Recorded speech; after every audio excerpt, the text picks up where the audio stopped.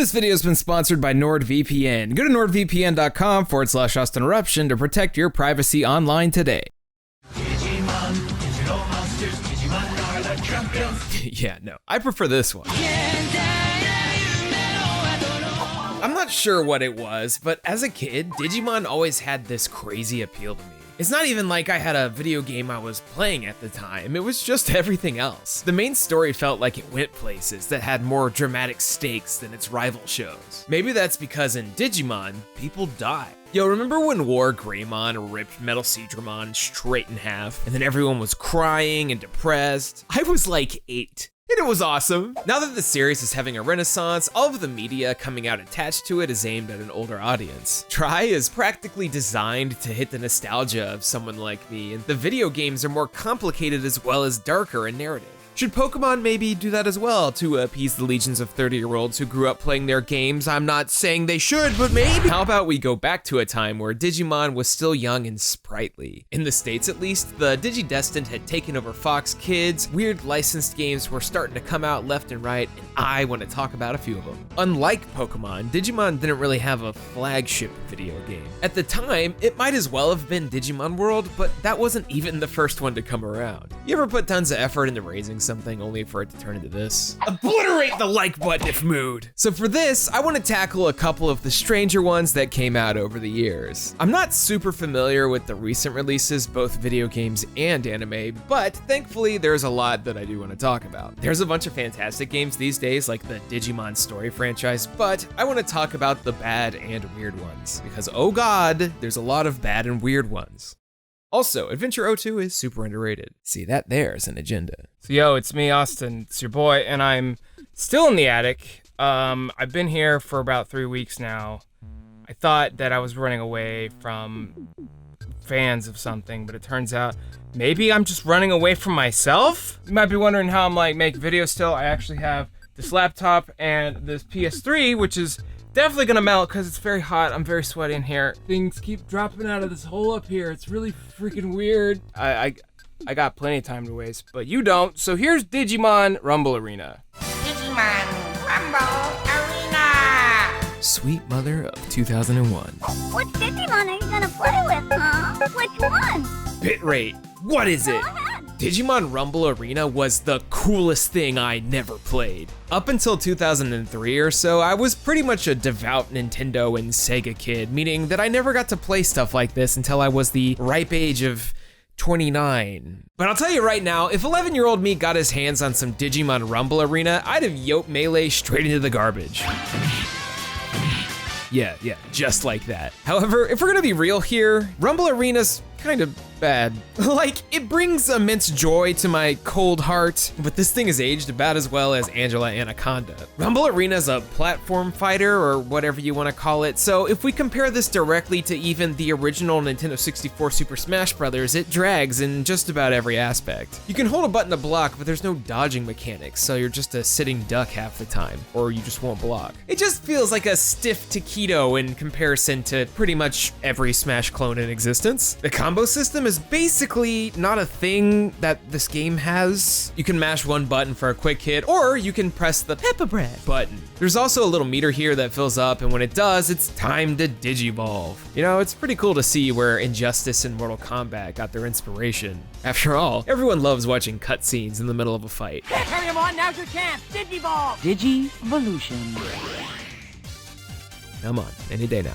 What you see is what you get with this one. Although there's something really fun about being able to control Digimon and fight, even if it's a janky rap supreme. There's hardly any fluidity to any of your movements, but at least you can do this. Oh my god, Digimon is violent. I found myself struggling against the controls and falling to my death a lot. It's really hard to correct yourself because you have to dedicate to whatever button you press. There's moments of entertainment to be had with this one for sure, but mostly at the game with another human being. My biggest issue with Rumble Arena is absolutely the voice acting though. Sure, it's all the original cast members, and sure, the delivery's fine, but wowie is it painful.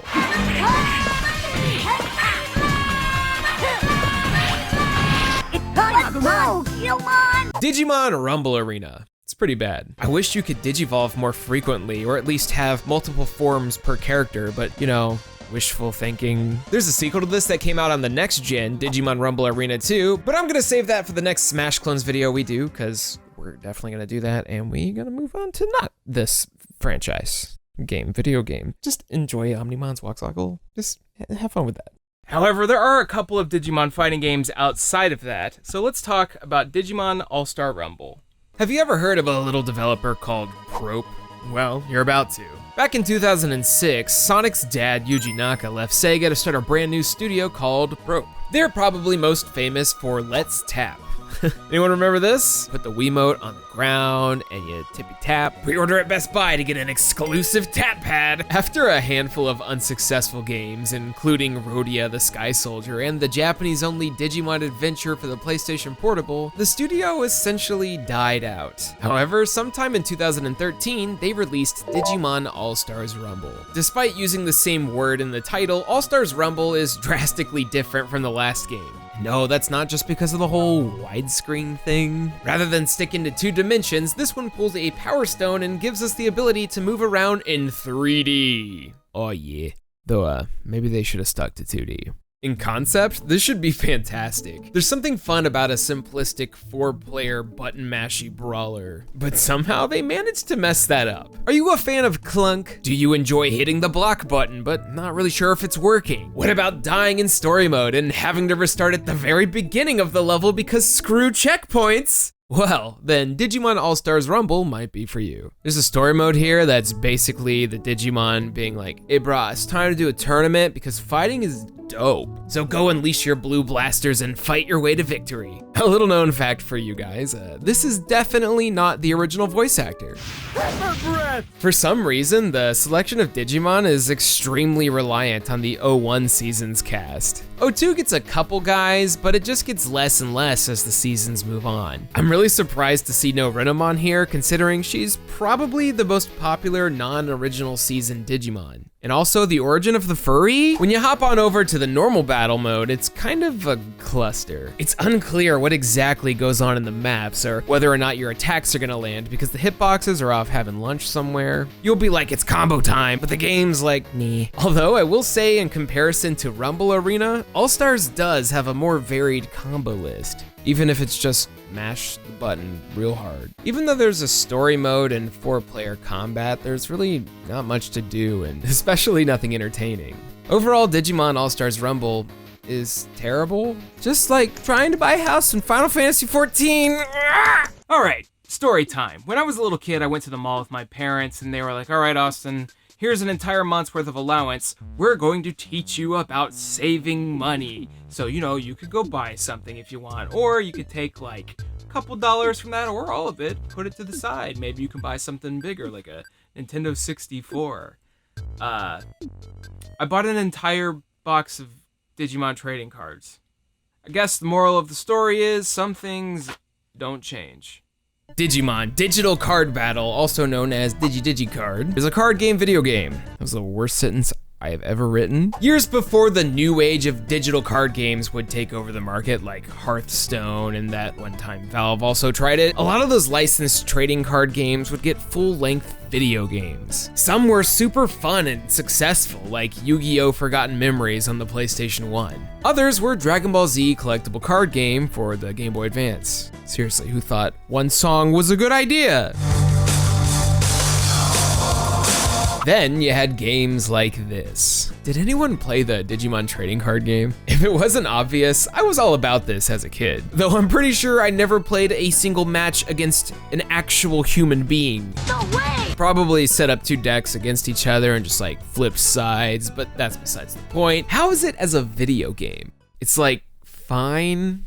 It's functional. It's like the Samurai Showdown player lobby system of trading card games. At least you don't have to spend real money to get those Digimon booster packs. Yet, with Bethesda putting online DRM into 25-year-old video games, anything's possible these days. So if you never played this TCG, it's basically advanced rock, paper, scissors. As a card game, it's okay. It's not quite the beast I thought it was when I was a kid, but it's still extremely unique. In the video game, you start off by picking a partner deck, Digimon, that will grow up as you progress. You digitally appear as this little soy child before Betamon gives you the toots. Probably one of the more tedious tutorials I've seen in a hot minute, but that's fine. This is a game for the children. And I hope those children appreciate all the 3D models they got. This is nice to see, especially considering modern card games just kind of like mash the cards against each other and then go boom. Oh, and by all the 3D models, I meant all of the Agumons. Pepper breath. There's not really much to say about this one,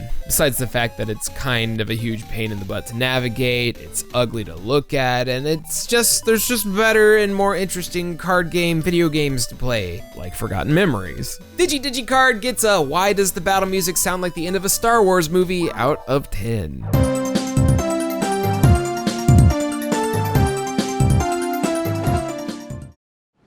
Mega Man, Mario, Sonic, SpongeBob, Little Big Planet, M&M's Candy. What do all of these have in common?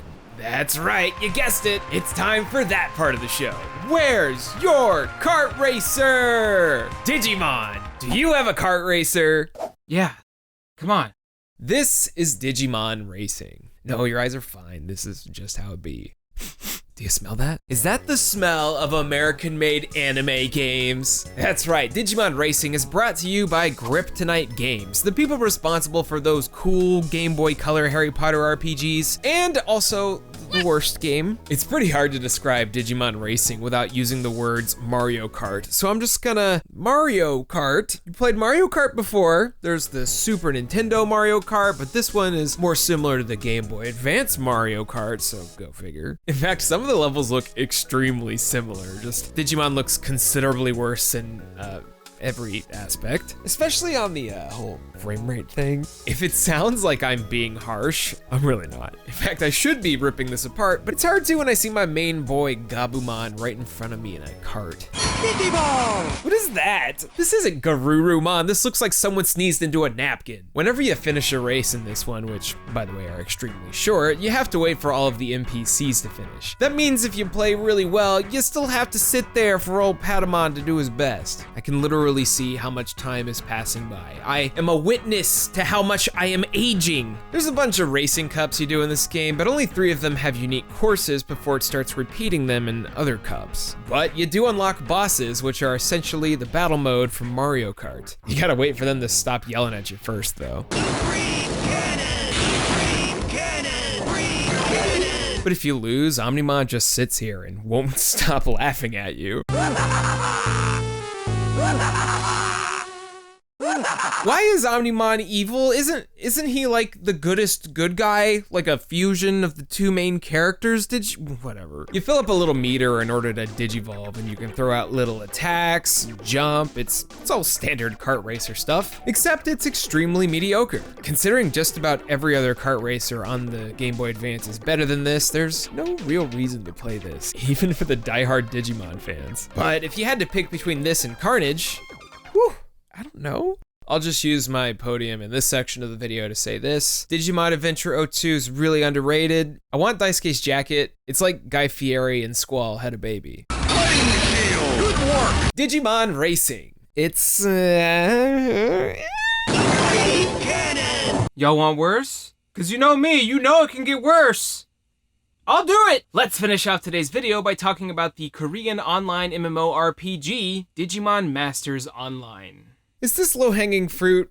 Yeah, sure, but it is in fact a Digimon game. Well, maybe? It kind of feels like one of those officially licensed titles instead. Digimon Masters was made by Move Games, who are also responsible for that old MMO, Digimon RPG or Battle. This just looks like a worse Tales of Pirates. So you make your character, who's literally just one of the protagonists from the show, but the only selectable options are the cast of Digimon Savers. Now, I never watched this one, as I've heard it's not great. Also, this version of Agumon is a little freaky, but why Savers? You think they go with something like, you know, not this guy? So you pick your dude and starter Digimon and you're off immediately. Oh yeah, this is definitely a free-to-play MMO. Why is all the text so small?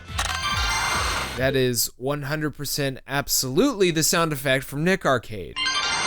Is that allowed? So you go forward to talk to Agumon to turn in a quest, then you walk forward a little bit more to talk to Agumon to turn in a quest, then you move forward a little bit more to talk to Agumon to turn in the quest. What is going on? This is a nightmare. What does Agumon Raptor spelled wrong mean? Ah, screw it, let's just fight him. Digimon Masters, Rose Online, Cal Online, these are all basically the same game. You run into an area with 4 trillion monsters and you just like kind of punch them and hope for the drops and XP. Unlike an MMO like Final Fantasy XIV or even something like Terra or World of Warcraft, the amount of thought required to play, at least here in the beginning, is close to 0. But that's not why you're playing this thing. You play it because it's free. You like Digimon, but you're not stuck with one Digimon. You can pick up these little eggs to hatch mercenaries who I guess are what they are calling Digimon in this game. You put them in an incubator and just click a button a few times and then they're like, yeah, study. Then you can make them beat the crap out of Renamons. Honestly, I'm just really lost and confused. It says here my distance to the next quest is whatever this number is here. It's just so empty. I did the tutorial and I'm so lost. It doesn't help that all of the dialogue, even on the fully translated version of this on Steam, is so English. How was it? Is it helpness to you? That's the NPC trying to ask me if the quest that I just did was helpful, and no, it wasn't. Oh, also, one of the first things I was greeted with after finishing the, quote, tutorial was the mangled corpses of the Digi-Destined. Why are they, what? How do you take this game based on a children's franchise and just immediately show us this? No wonder you can't select them at the beginning because they are all dead. I guess it makes sense that Digimon Masters publisher is Move On USA Co. They wanted you to move on. Digimon Adventure 01 is dead. It's all about the savers now, man. Well, in 2009 anyway. How'd that work out for you?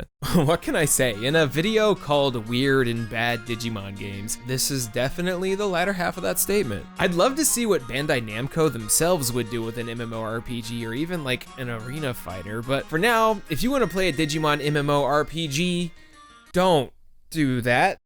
Drillbur, quit telling me to take pictures with print screen. I'm not gonna take pictures of the dead bodies. In fact, I'd rather just delete System 32. Why don't you tell me to do that? In fact, I'm gonna do that. I'm gonna do that right now.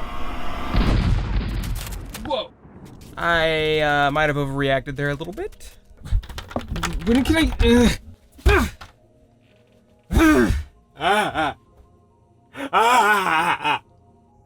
keep hearing from the cracks in the floor, people talking about destiny. Something destiny almost every single night. I'll tell you what. The only destiny for me is having some freaking tacos. I'm hungry! New video next week. Bye-bye. And now, a word from our sponsor, privacy. It's important. If you're interfacing with the digital world and you need to make sure that you can remain a champion, NordVPN is a great service to use. Real Digidestined need to get their hands on a great VPN to keep their personal details and IP safe and secure. With Nord, you get access to thousands of servers worldwide, 24/7 customer support, and even app support for mobile, which I've used quite a bit while traveling. You also get unlimited bandwidth with a subscription, so you can use it for prolonged periods of time if you're needing to stream some video. With NordVPN, I feel safe connecting to public Wi-Fi's, the ones that you can find all over the place, which is like really nice when you're stuck somewhere like me.